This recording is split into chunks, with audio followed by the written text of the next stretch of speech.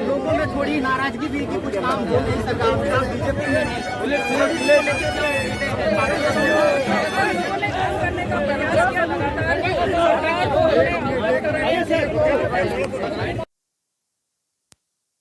कि सरकार ने कोई कार्य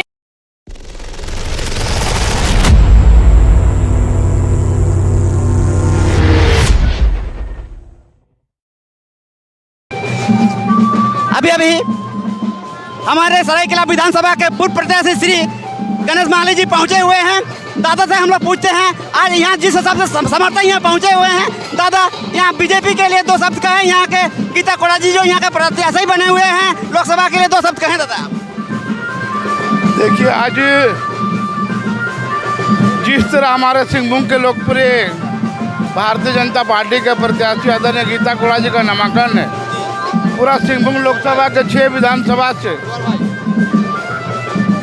लगभग 20,000 से भी अधिक की संख्या में आज हमारा कार्यकर्ताओं का जनसैलाब उमड़ा और यहाँ से हम लोग पैदल मार्च करके हम लोग डीसी ऑफिस जाएंगे और नामांकन करेंगे। आज इस नामांकन में जिस तरह कार्यकर्ताओं का उत्साह और आम जनताओं को जो समर्थन प्राप्त हो रहा, निश्चित रूप से सिंहभूम लोकसभा से ऐतिहासिक मतों से गीता कोड़ा जीतेगी और यहाँ से हमारे सिंहभूम से एक कमल का फूल खिलेगा और नरेंद्र मोदी जी का हाथों को मजबूत करेगा। ऐसा भारतीय जनता पार्टी के कार्यकर्ताओं ने संकल्प लिया है कि इस चुनाव में रिकॉर्ड मतों से गीता कोड़ा को चुनाव जिताएंगे। बहुत बहुत धन्यवाद। हमारे साथ जुड़े हुए थे सरायकेला विधानसभा क्षेत्र के पूर्व प्रत्याशी श्री गणेश माली जी। अब देख सकते हैं यहाँ का उत्साह और यहाँ का बीजेपी के जितने भी कार्यकर्ता और झंडे से जो एक दूसरे से पटे हुए हैं। छायाकार मौजूद थोड़ा दिखा दीजिएगा।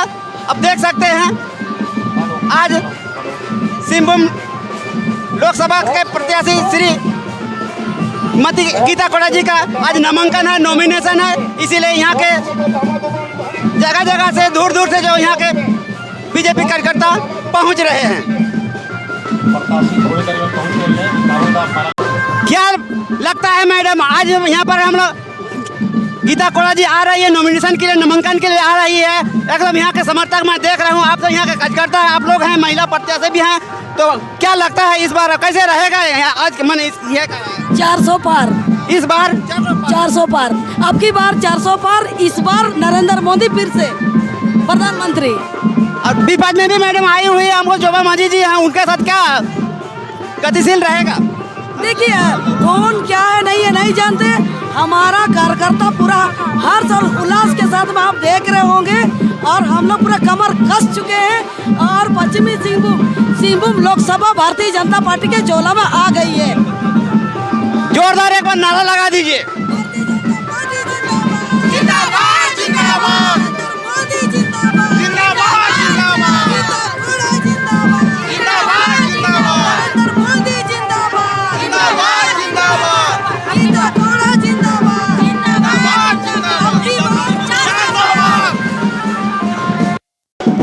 हमारे बीच सदर विधानसभा क्षेत्र के पूर्व विधायक श्री जवाहर बंडरा जी हैं।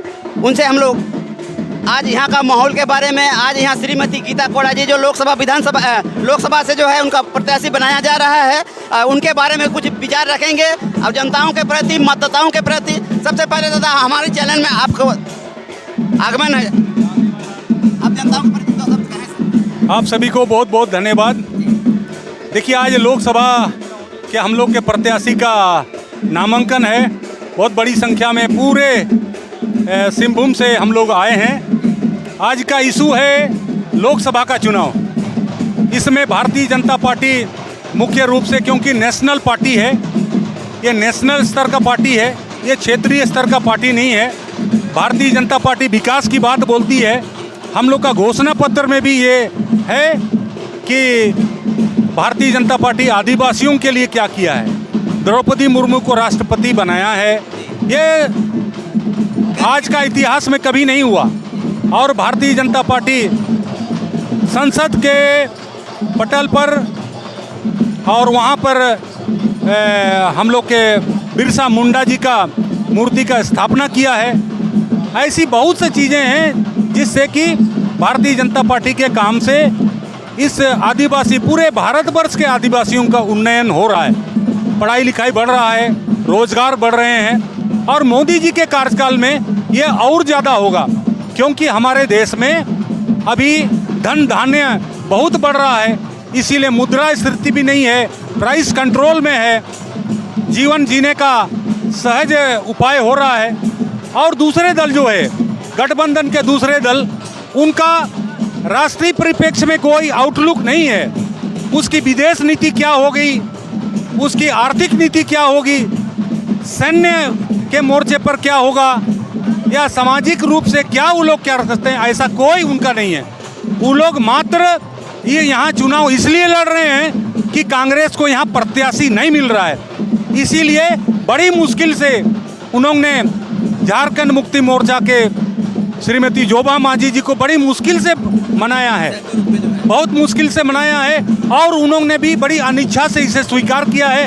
हम लोग ये देख रहे हैं कि जितने भी गठबंधन के नेता हैं, जितने भी विधायक हैं, खुल करके वो लोग आ नहीं रहे हैं, उनका समर्थन नहीं कर रहे हैं। वो लोग जानते हैं कि 6-8 महीना बाद चुनाव है और उसमें फिर रुपये की ज़रूरत पड़ेगी, इसीलिए वो लोग पीछे पीछे हैं।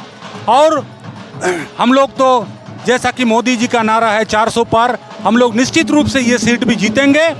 और जहां गठबंधन है, कांग्रेस है, कांग्रेस का नारा है 40 पार और भारतीय जनता पार्टी का नारा है 400 पार। धन्यवाद। सर इस बार कौन कौन सा मुद्दा लेके आ रहे हैं सर हम लोग यहाँ जनताओं के लिए, यहाँ के मतदाताओं के लिए?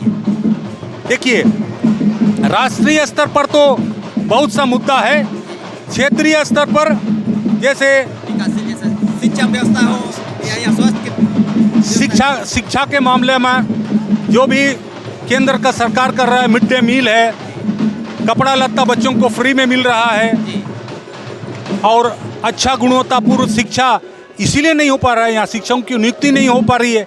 यहाँ यदि हम लोग की सरकार होती तो हम लोग ये सब कर सकते। देखिए, रोजगार के अवसर एकदम गौण हो गए हैं, इतना लोग अनएम्प्लॉयमेंट है, जो भी हमारे वैकेंसीज है 50-60 हज़ार 70 हज़ार करके वैकेंसी पार हो जा रहा है। शिक्षा क्या देगा जब स्कूल में टीचर नहीं है?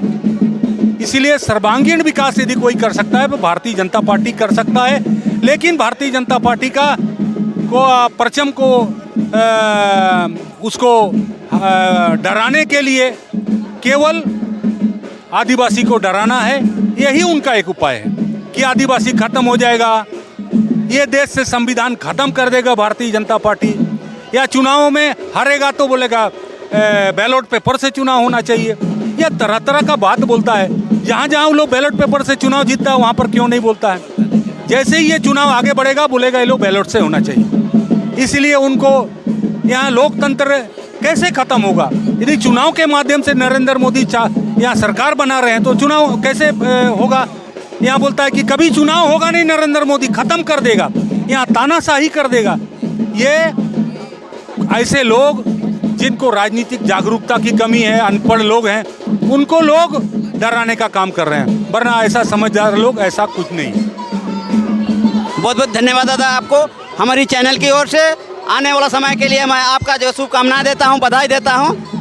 हमारे साथ जुड़े हुए थे सदर विधानसभा क्षेत्र के पूर्व विधायक श्री जवाहर बंद्रा जी। ये मेरा कोल्हान खबर था। इस खबर को लाइक और शेयर जरूर कीजिएगा। जय हिंद।